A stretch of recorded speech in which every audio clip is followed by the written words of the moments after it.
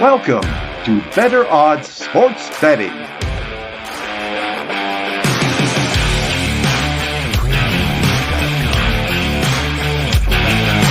Here's our hosts, Kiev O'Neil and Kyle Hunter.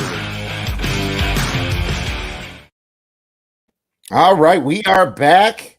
Better Odds Sports Betting for the weekend. No Kyle Hunter, but we got our guy from the Odds Breakers, Mr. Chris Farley, the NBA master, coming on in to talk about a huge weekend of NBA and UFC. How you doing, bud? Yeah, I'm doing good, Kev. I gotta say, I'm kind of looking forward to the end of the NBA season. As long as it goes. I'm sure the players are feeling it way more than I am, but the constancy of NBA betting can be a load. So it's gonna be nice to have a little summer to chill out. Focus on a little light betting and baseball, and then prep for the NFL season. But here we are. The playoffs are still here. The records are pretty good throughout so far, so hopefully keep this train going, man. Oh man, I'm sure you will. It's same way I feel. It's like I get burned out in the NFL and college at the end.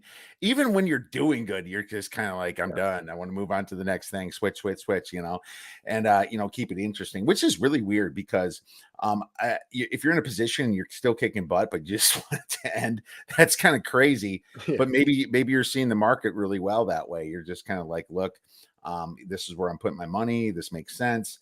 I'm not going to overthink it. And sometimes you do your best job when you're not overthinking stuff. Yeah. And so when you say want it to end, it's not like you hate the sport. It's just that you're ready to move on to something that's a little fresher, kind of like what happened with baseball and everything right now. But for me, I'm not a big NBA bettor during the regular season. As a matter of fact, I think I made like 2 plays probably during the whole regular season.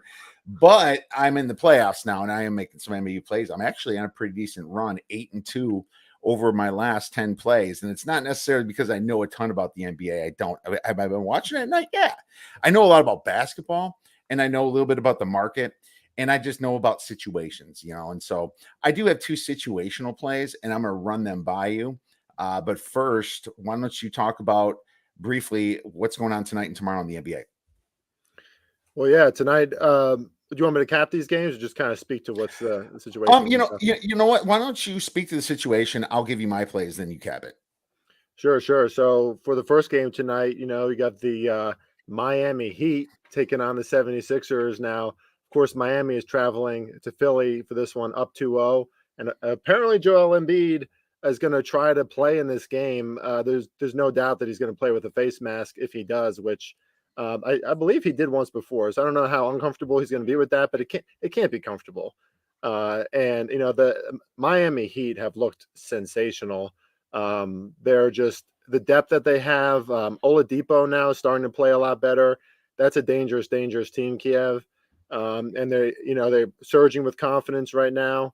We can get more into it, but I get just at first glance to cover the game as a summary for now. The James Harden-led 76ers with possibly a more cautious Joel Embiid is not something that I'm really looking at. And then we have the who's playing tonight? The Suns and the Mavericks. Kev, I've been really high on the Mavericks. I thought that they could really do some things in the postseason. But the Phoenix Suns, best team in the regular season, elite coaching, elite team chemistry, and they're showing it game in and game out. And they're up 2-0, and it looked it was pretty easy for them, especially in the second half of those games. They just turned it up a notch. Fantastic defense, and they're forcing Luka to do it all himself, which is not the recipe for success for the Dallas Mavericks. Even with how brilliant Luka is, they need more from his supporting cast. And then it's been a while since the other 4 teams played. We got the Bucks and the Celtics, and we have the so this is what I mean. This is basketball overload from the regular season. I found myself pausing when I thought about that second game. It's going to be the Warriors and the Grizzlies tomorrow, and that's returning to Golden State, where obviously Golden State loves to play at home behind their crowd.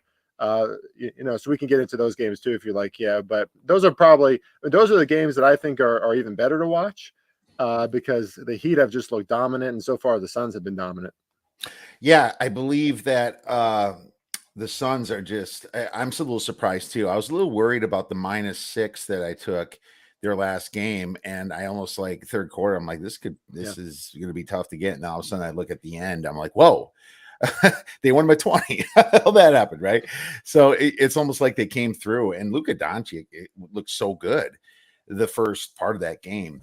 Yeah. So very interesting coming in like this, and you thought Dallas might have had a shot. I think the Suns are almost playing on that momentum, like we should have freaking won it last year. Let's just blow through this stuff, right? Is that fair to say? I think so. Phoenix, no, I mean, they've had this spot, circled for a long time just to get there again. They probably hope that it's the Bucks again. I'm not sure what they're thinking, but Chris Paul is just not getting any younger, right? So the game 2 that he just played, he was phenomenal in that game. But can we count on that game to game? I'm not sure. DeAndre Ayton is still a little bit of a question mark for me. He's been really good in the postseason as well, but last year in the finals, deep into the playoffs, he really, talk about failures on defense. He let Giannis dominate him. So for me, there's still some questions for Phoenix, man. It's like, I know that everyone's high on them. We talk about the Phoenix Suns a lot on the Bet US NBA show. And for good reason. They have probably the best coach in the NBA, but these Dallas Mavericks would not be surprised if they won tonight, and the line is kind of indicating that they favor them. It's a pick 'em right now, but that's a surprise from the previous 2 games. I don't know if a lot of people would have anticipated that would be a pick 'em. And of course it is returning to Dallas where they do play better. I believe they're 31-13 straight up at home. So, Dallas Mavericks, I think if there's any spot for them to fight, I think it's going to be tonight. Yeah. I mean, it has to be. So they're a home team, close to pick 'em. I see -1.5 no, it's close to pick 'em. Actually, I'm looking at quarters. Pick 'em +1 here on DraftKings, and they're down 0-2 in the series. But same with the 76ers, they're down 0-2 in the series too, and they're a little bit of a dog, +1.5. So here's what I did, Chris, and it's not because I know the NBA as well as you or many other NBA handicappers, but I kind of feel like I know the market a little bit. I'm looking at the quarters, and the derivative market's treated me good for years, to be honest with you. And so I knew a little bit about Embiid coming. I took them at +0.5 at +100 on the first quarter. Now they're actually favored -1, -110. And the way I look at it, Chris, I mean, they got their backs against the wall. They have to come out this game firing. It's more like a human nature type handicap, right? Situation, the crowd. If they start bad, it's going to be completely deflating for the whole game, in my opinion. And I don't even think they come back in the game. I almost think if I lose this bet and they don't hit the first quarter, I would probably live bet the Heat for the rest of this game, thinking they're just going to run through the rest of the game, just beating them. This is a big spot, but I also look at Dallas and the same thing. And I laid -1.5, -105 in the first quarter. It's interesting when you look at it, Chris. Let me share my screen here. So looking at DraftKings, I'm sorry, technology. The quarter is -1.5, but the full game is +1. Yep. So this almost tells you that they have to come out firing. Well, -1.5, that's one shot over the tie, one field goal shot, let's just say. I did get the -105. I do have the better number here, but same situation. Both teams are a little bit favored in the first quarter because they are desperate, and that's kind of why I took that angle. What are your thoughts on my 2 plays? Yeah, I really like those angles. I've been playing some of those derivative bets as well for a lot of those same human factors, right? Because when you have a revenge game where you just have to get back into the series, usually the first quarter, first half, especially at home, just the energy is going to be rocking in there, and you got to figure that the team is going to put out their best effort until probably the better teams start to adjust. It's almost like the Suns in game 2, they're like not necessarily taking Dinwiddie and Jalen Brunson seriously to begin with. Jalen Brunson looked pretty good at the start of that last game. So did Spencer Dinwiddie. They started very aggressive, and that's when the Mavericks win, is when those 2 wings, those 2 guards are playing really well. But then in the second half, they were shut down. They did not do well. So I don't know if that trend can continue, but I think for the Mavericks, especially starting at home, knowing they have to get back into this series, I love the first half bet too. I took that as well at -2 for -105. And as far as the 76ers, yeah, kind of, the same kind of logic. If Joel Embiid plays tonight, which is still a pretty big if from the news that I saw, he's still considered doubtful, and he's going to try to play. So we don't know if he's going to play for sure. But if he is, that's immediately going to be a big energy boost for the entire team. All of a sudden, James Harden doesn't have to, completely lead the offense. The ball can be more in Embiid's hands. Takes it out of Maxey's hands a little bit too. Now, Tyrese Maxey, fantastic player. I really like him, but I don't think he's supposed to take on, the onus for this team, especially at his young age, right? So if Joel Embiid comes out and looks pretty crisp, then that's going to be a really good start for Philly, I think, for sure. But that's the big if for me, Kiev, is against the Miami Heat. That's as physical as it gets. They know that he's injured. I mean, they're not going to try to purposely hurt the guy, I don't think, but it's a fairly serious situation there with the, orbital fracture. So you just got to think that Joel Embiid is going to be cautious about any kind of physicality. So it's going to be interesting if he plays to see how it kind of unravels, because I don't think that Miami, who, I think a lot of the teams kind of hate their mentality as it is anyway. You're right, and the way that they play, I don't think they're going to step it down any, especially in Philly.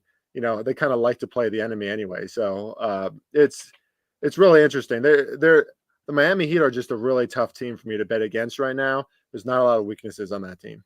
All right. Well, do you like the full games on any sides, or is that something you can give up? Yeah, I'm taking the Miami Heat now. We got them when it was a pick 'em, and then it went up to -3, and now that Joel Embiid is seemingly going to try to play, we're seeing some more line movement again, back down towards more of a pick 'em for this game. If you can get the Heat full game out of pick 'em, I still think that's really great value on a team that's proving, just pure matchup wise, even if Joel Embiid was in the lineup. Again, they really don't have a lot of weaknesses. They have phenomenal front court defense, so they can at least, somewhat limited a player like Embiid. They have better three-point shooters. Tyler Hero has been phenomenal. And I mentioned it before, Victor Oladipo coming back into this lineup and looking as good as he does, that's pretty scary, Kev, because, they already had so much depth, and Kyle Lowry sitting on the sideline for now, but Oladipo looks fantastic, and he looks confident, and he looks like he's fully warmed up now. So he's just another scoring piece. He's a big body. He's good on defense. It's just a Heat team that can hit you in so many different ways. I just think, pure power ratings wise, they're a better team than Philly. So I like them anyway. And if there's any setback in Embiid's game, then I really like the Heat tonight. All right, sounds great. The Heat for tonight. Let's look at tomorrow here. You have the Boston Celtics at the champion Milwaukee Bucks. Boston is +2, so the Bucks have a 2-point favor at home, which almost tells you that they're pretty close power rated, I guess, to each other as full strength. Very two great teams. A lot of people like the Bucks to repeat.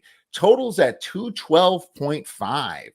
A little bit lower than what we're used to. Yep. You have the Memphis Grizzlies at +7 at Golden State. That is a massive line right there. Guy like Ja Morant, Golden State -7, total 225.5. My first question to you is, obviously these teams skipped a day, right? Yeah. There's no game on Thursday. And they're going to be coming in with a 4-day rest. Is there anything to look at for the total in this situation in the playoffs of either of these games? I think in the Warriors and the Grizzlies game, I think we're going to see these totals continue to drop. Obviously, these two teams can, score a ton of points. They're fast paced, especially the Grizzlies. Warriors not so much this year, but they will play at the pace of the other team at times. Especially if they're not in control, which we saw the Grizzlies take control of that game too, and we see what happens. There's just a lot of points, a lot of pace.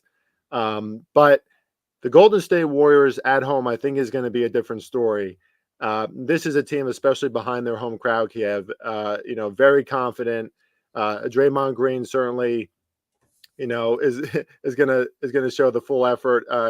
Try to do the intimidation factor once again. I don't think it's going to work with the Grizzlies. They're trying to punch back. But that total is still a little too high for me. This is a Grizzlies team. If we recall, when they were facing the Timberwolves, they were extremely flawed. And I think some of that is because of how flawed the Timberwolves were. There's just a lot of mistakes, a lot of turnovers, a lot of fast pace. So kind of one cultivates the other. But this is still a very young team, a very mistake-prone team, and the Golden State Warriors turn the ball over a ton too.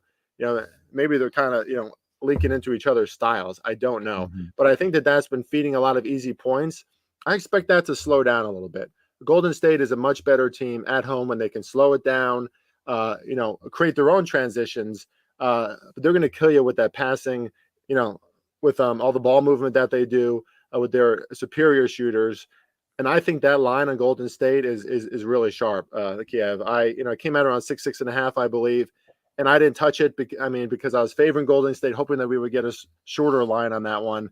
But I think that's just about right. I think 2 to 3 possessions in favor of the Warriors is a very fair line for a team that I still think power ratings wise is considerably better than the Grizzlies. The Grizzlies still a growing team, and you have to expect the Warriors coming back home to probably have their best effort in Game 3.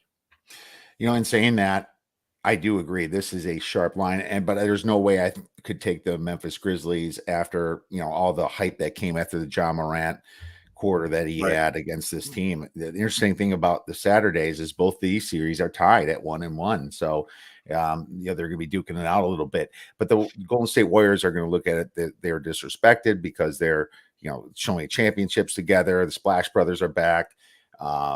They want to prove that they can do it without Durant, blah, blah, blah, all those storylines. But I do agree with what you said with the total. This total seems too high for a team that's going to want to buckle down, and where it was embarrassed against a guy like Ja Morant. But at the same time, I almost feel like Memphis did slow it down a little bit against Minnesota, and Minnesota was flawed too, extremely flawed, but they were a fast-paced team. Minnesota was extremely fast, so Memphis was smart and played it right. Maybe they kind of do the same thing. If this is a blowout, then I like on the under even more, because I see just so many ways that this could go under. So great stuff on this one, man. The Bucks Celtics, man, I'm scratching my head. It's so funny that Middleton being out, but yet this Bucks team is just so great with Giannis. They're at home here. This total scares the crap out of me. I mean, I hit the 217 under when this thing opened this series, and that was nice and easy. But now they're starting to figure this out. What are your thoughts? Yeah, I think the total is very sharp right now. A Milwaukee defense that let a lot of things take place in Game 2, and they really have a great defense. They didn't show it during the regular season a lot, so we were all sort of anticipating, okay, when is the Bucks playoff defense going to show itself? When is Drew Holiday going to play the kind of defense that we know he can play? When is Giannis going to start blocking every other shot? And I don't know why that was the case during the regular season. Maybe it's like an injury protection thing or whatever, but that's kind of a flaw of the NBA in general, right? They just don't play as hard in the regular season. But in this game, I think the totals, the fact that it's dropping, the fact that it is where it is now, I could see it going even lower than that, Kiev. I mean, the Boston Celtics, obviously the number one defense in the NBA for a great length of the season. And now Milwaukee is going to respond after that game that the Celtics really controlled from the jump. They were able to get a lot of open shots. We didn't see the Bucks stepping out and challenging those threes like they did in the past either, which, sometimes they let that go. It's like they get a little too overconfident or something. But I don't see that happening here. And I think talk about those early bets, Kiev, that you were mentioning for those other two games. This feels like a really good spot to take the Bucks early and often, coming back home, championship team, defending their home court after just getting, let's face it, a little embarrassed against the Celtics, who did almost everything right in Game 2. This is still a championship team. They're still without Chris Middleton, which is not great, but they have so much depth. And it also feels like a big-time Giannis takeover game. So, that's the only thing that scares me away from the total a little bit. If Giannis has a huge game and they, catch that momentum at home, they do love to run the floor, run in transition, and really get ahead of their opponents. But these are two great defenses, and I agree with the line movement down on the total. All right, man. Sounds good. So looks like the Bucks and the Golden State under for tomorrow is what we're looking at. Well, let's get to the UFC since we have some time, my man. UFC, and we'll just look at the ESPN Fight Center here. Obviously, a massive card. Charles Oliveira against Justin Gaethje. And I got to tell you, I love Gaethje. I think he's a little flawed, but so is almost everybody. Charles has just been on an absolute tear. Let's start with the main event. What do you got cooking for this one? Yeah, I think you could still get really good value if you take one of these shorter overs in this fight. And first of all, I just want to say I love watching these UFC fights. I mean, this is especially a big event like this, Kiev. Like, it's late at night. You're hanging out. Now I have the whole man cave going on down here, Kiev. I can't, I'm probably going to be watching it alone, which kind of stinks.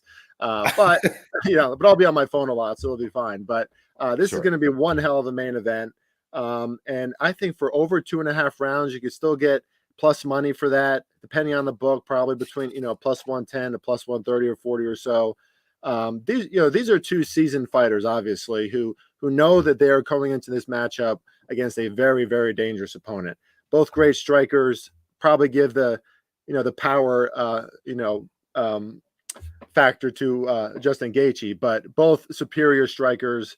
I mean, there's not a lot of flaws in Oliveira's game whatsoever, but I just expect them to both kind of play it cautious, right? And when you have a fight like this where there's 5 rounds for a championship belt, sometimes you see that first round, they're kind of just bouncing around, I mean, they can both be very aggressive, especially Gaethje. I mean, he's always heading at you, but he has to be a little bit afraid of what Charles Oliveira can, offer, because there's not a lot of weaknesses in that guy's game. He can submit you, he can take it down, he can strike you left and right until you get tired of it. So I just think they have to respect each other a little bit, and that's my angle on this. If we could get plus money value just for it to go to 3 rounds, that's pretty good for me. And maybe it's a little biased, Kiev. I don't know, because I want to see this fight go into the later rounds. I think it's going to be a really entertaining fight because everything that I'm hearing about Gaethje's camp is he's the most complete fighter that he's ever been. So, I mean, he was already pretty damn good. So we'll see what happens. And we already know that Oliveira is going to bring it. Yeah, Oliveira is definitely going to bring it, and I hope Gaethje is ready for it because when he fought Khabib, he wasn't, and Khabib got him in the triangle, and that's the whole thing. And so I'm going to have some slight disagreement with you, but I was thinking more of under 3.5 for me, and I will have to pay juice for it. I'm probably going to have to pay minus 180 or minus 190. And my take on this is that when you look at Justin Gaethje, he's a head first fighter, right? Yeah. I mean, his significant strikes 7.5 per minute. That's very much in the higher echelon. Now, Charles is a little bit more calculated. He's going to try to let Gaethje make a mistake. But Gaethje, after seeing the Charles versus Chandler fight, Chandler almost had Charles. He had him dazed. Chandler kind of screwed that up and should have won that fight. But Charles, came back and ended up knocking him out himself, which was one of the craziest momentum changes I've seen over the past 6 months. But the thing about Gaethje, his neck's a little bit vulnerable too. He's not a grappler. He's going to work to defend it, and I'm sure he's been training extremely hard to try to defend the takedowns here. And I like to look at Sherdog and kind of look at what he did in some of his past performances. But Gaethje himself can knock anybody out, but he also can get choked out, and you saw that when he got choked out against Khabib. And I think that there's a chance that this goes under just because of that. I think Gaethje's going to be headhunting a little bit, and I think Charles is just going to be looking for his opportunity to get in a rear naked choke, try to get his arms, get that leg lock around him. So I think there's a chance in that. But one thing about Charles, I was like one of those, and I'll just go back here because I lost the fight. I was one of those guys that got on Charles for a while, but then I thought I was going to get cute then later and fade him. When he fought some of the bigger guys, I faded him and I lost. I even think I had McGregor. It's like, wait a minute, how did I lose this? And I had Chandler against him, and I lost that. I thought Chandler was a lock after the first round. Live betting was saying Chandler all day, and then he comes back and did it. I think I lost money on Poirier too. So I won some money earlier, and then I lost money on him. So I don't like a side in this. I can see either one happening. I just don't know how fast it happens. So I'm a little disagreement, which is okay. We're not perfect, and we're not always going to be on the same side. So and Kev, can I just ask? Can you just explain to listeners? Sometimes I think it's confusing when it's like 2.5 rounds, 3.5 rounds. So that means like if it's over 2.5 rounds, like in my case, right?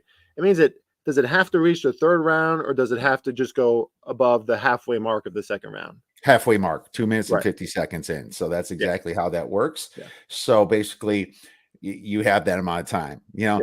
What's funny is like it's longer than you think, because Yeah. it's like I took under, or I took over 1.5, and you think that's half the fight, but you got to go all the way through the first round. Then you're drooling through the second, and it's almost like you're feeling like the fight's almost over, and you're not even to this bet yet. Yep. So 3.5 is like a long time for fighters that are used to, in general, fighting 3-round fights, right? Yep. I mean, 5 rounds obviously for the main events and championships, but that's the way you look at it. So big card here, Chris. What else you have for us? I'm really excited about the Chandler and the Ferguson fight. Man, the first time I saw Ferguson El Kakoi fight, that guy's wild, man. He's just really hard to, I mean, even describe as a fighter. He's like so slippery. He's all over the place. You don't see his punches coming. He has unbelievable endurance. Now, are we going to see that same Tony Ferguson in this fight? I'm not sure. It's been a year since he fought. He hasn't looked good in those previous fights, but he did make it to most of those last losses by decision. So he can make it through the match. He can at least put up a fight. This is only going to be 3 rounds. And Tony Ferguson, classically, unless he's facing Khabib, he's just really tough to take down and submit. He's just so slippery. I mean, I guess I don't know any other way to describe it, but he's very comfortable on the ground too. Now, a lot of the things I'm saying, like I said, that's like the previous version of Tony Ferguson. Is he the most crisp and ready fighter anymore? I don't know. He certainly sounds confident. But someone like Michael Chandler, extreme athleticism, extreme explosion. I'm a big fan of his. I was also betting on him in some of his previous fights. But I just see this being a competition of will, between 2 guys who are very good at their craft and refuse to give up. Tony Ferguson is one of those guys who kind of just like, jabs you, doesn't really have the KO power. Chandler doesn't really go for that as much, although he certainly has the TKO power if he wants it. But, he's going to try to take Ferguson down a lot, I would assume.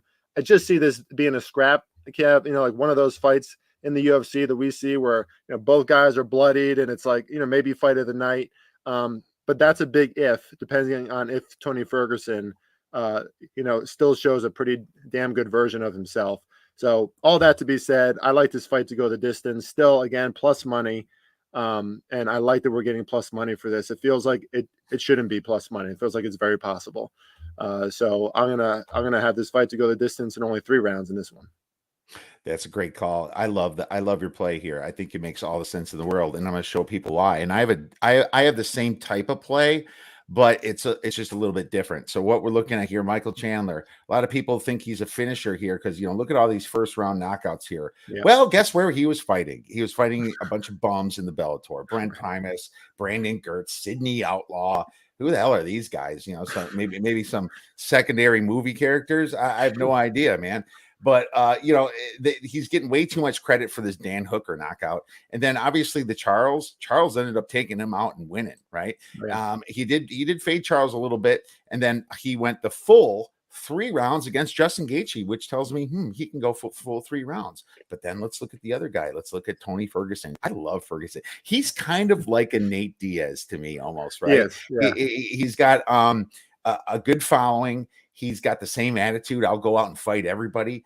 And how are you going to punish him for his last 3 losses to Beneil Dariush, right, Charles Oliveira right here, and Justin Gaethje? It's funny. Both these guys, their last 3 fights, 2 of their losses was to the main event, which I find very interesting. But Tony Ferguson, 3 rounds, the full 3 rounds here. He goes full 3 rounds against Charles, full 5 rounds almost against Gaethje, and the ref had to stop it. But this is 5 rounds. And then, he beat Cerrone.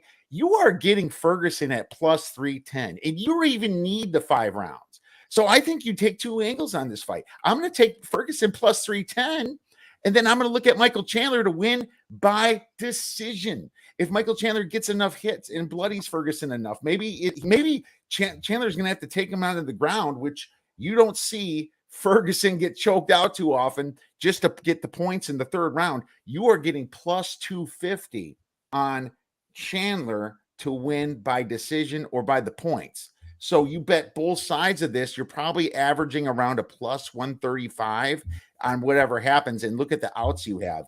Anything with Ferguson and you get Chandler. The only thing that beats you is Chandler inside the distance. That's the way I'm going, Chris. What are your thoughts?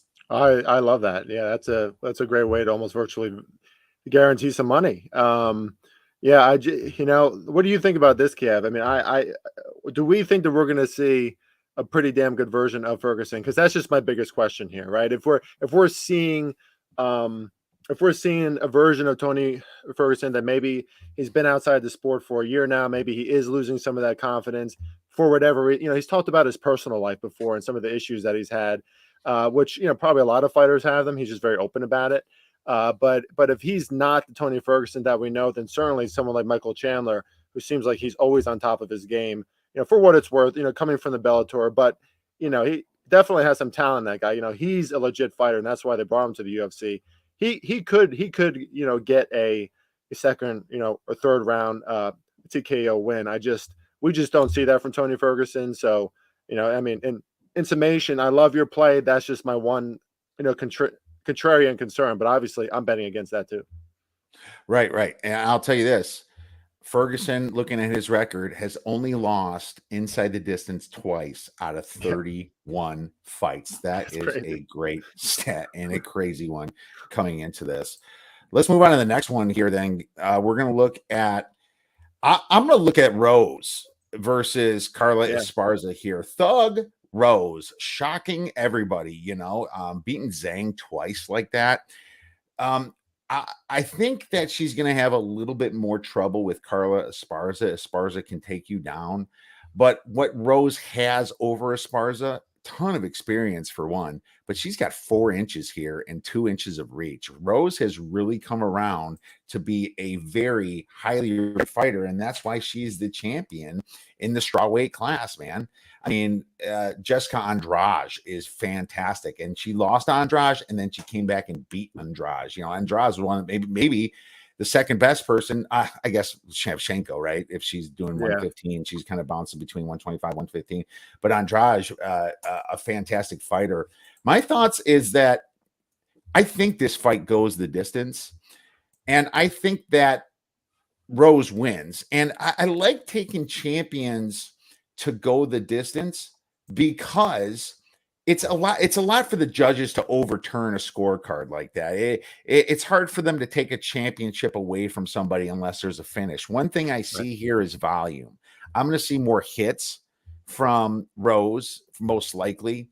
And she's already been through the grind against fighters like Zhang and Andrade in the wrestling. So it's minus 220, which tells you that Carla's got maybe a 33% chance of winning, 32% chance ish. But I'm just not buying that the title's going to flip today. I'm liking Rose, and I know it's going to be 5 rounds. You're getting plus 165 for her to win by decision. I'm going to put a little bit on that. So that's my play. I really like that play. Two things about Rose that stand out for me is just she has a great gas tank, and she's really smart. I don't know. I'm not a mixed martial artist, but it feels when you watch her, it seems like she just has a high octagon IQ. She picks her spots very smartly. And now that she's the champion, to your point, right? If she's reaching the 3rd, 4th, 5th round, she's probably going to have a lot of significant strikes in those first 2 rounds. She's going to want to protect that belt, and she's going to want to make her opponent prove, right, that they can overcome it. So I don't know as much about the chick that she's facing. And didn't they face in the past too? Didn't they have years ago they faced each other before? I think.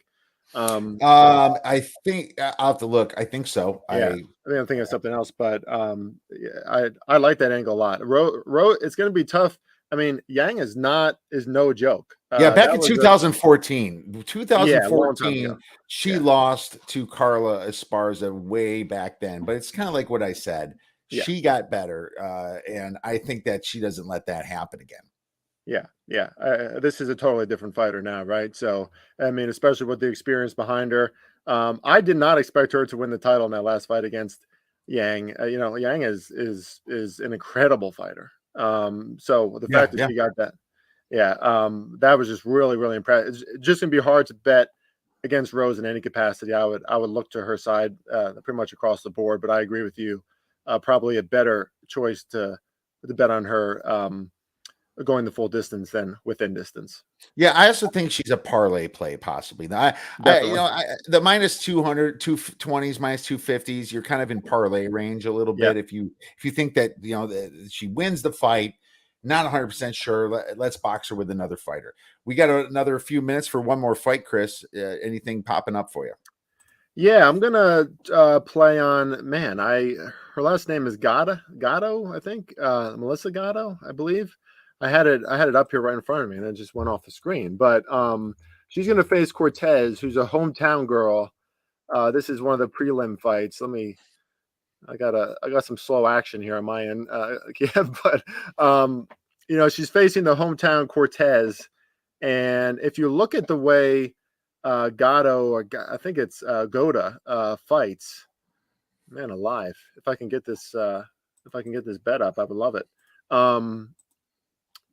She first of all, she just looks bigger than her, even if she's the same height as the female that she's facing. She looks bigger. She has real length to her. She has real aggression, and she attacks. That's something I really like about her style. Now, Cortez is coming into this one with some great training. Apparently she's training with Henry Cejudo. She's got some great wrestling skills, but if you watch some of these last fights with Gatto, she is really tough to take down. She's kind of like, reminds me of a female Ferguson a little bit. She's tall, she's lanky, she's slippery, and she's a great striker. At least, from what we've seen from her previous fights. So you're getting plus money on her, and then big time plus money on her to win within distance. I think she's going to go after it in this one, Kev. She's going to try to play spoiler. She's going to try to, probably use that juice that's going against her with the home crowd, to try to score a victory quick, because I think she knows, there's going to be a lot of momentum. There's been a lot of conversation about Cortez coming into this one. She's a Phoenix Suns fan. She was at a Suns game, but I think she's getting overvalued for all those reasons. Gatto was she's undefeated. And if you look at some of her highlights, man, she's got some really impressive stuff. So I just think, pure numbers, pure value wise, it's, I'm just going to put a little scratch on her to win within distance. I believe it's around plus 300, plus 350. Look at this Cortez girl. She doesn't look like someone that you bet on. She looks like someone you marry, man. Look at this girl. Come on. I was gonna say this might be the best looking fight all night. That's another story, though. Well, I will say that she's up and coming. She beat a couple really no names here, and then against Justine Kish, a split decision. I go back to my memory banks of watching UFC events, and I can't even pull this one up, to be honest with you. I mean, it doesn't look like this Kish girl really does a lot. And what I do know is that Cortez is going to try to wrestle her. But I agree with you. Gatto is stronger, and Gatto has a massive 4-inch reach over her, and she's going to use that and keep her distance, maybe possibly give Cortez a couple of knees. She's the more aggressive fighter stand-up wise, and then she just needs to sprawl and get rid of their takedowns. But I believe Gatto, and you're right, the StreamYard is messing up our computer screens. I don't know why stuff keeps spinning. I think Gatto's got a lot of finishes herself. So I think Gatto's actually going to be able to, even if she's fighting from her back, she's going to be able to get some arm bars or some opportunities to wait for a mistake from Cortez. I think you're getting plus money too with Gatto, and this has been going down. Just warning everybody. It might get down to even. I see it plus 125 some places. Some of the sharper books have it now at plus 105, plus 110. That tells you just that itself that Gatto might be the right side here. So Cortez, only 2 finishes, 7 decisions in her wins. But like I said, fought a lot of no names here. Now she's coming up against some real competition where you got 4 submissions out of Gatto as well. I like Gatto. I like the dog here, Chris. I can't disagree with it. Let's get it. Love it. I love All it. right. All right, my man. I think we're out of time. What a blast talking to you again. So much enjoy our texts and our back and forth talking about all these big games. It's going to be such a fun weekend. We got the Kentucky Derby, UFC, the NBA. I wish you the best this weekend. Get those chores done early so you can watch these awesome I games. appreciate it. Yeah. And once again, thanks for coming on the show, Chris. I appreciate it, Kev. I'm going to definitely set the stage so everything's done by around 7-8 o'clock Eastern Standard Time. And Kev, you might get a few extra texts from me because, again, I wanted to have the boys over, but now I'm 30 minutes from them. I'm going to have them over.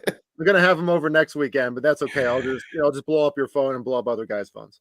I will be there for you, man. Have a great rest of your weekend. All right. Appreciate it, Kev.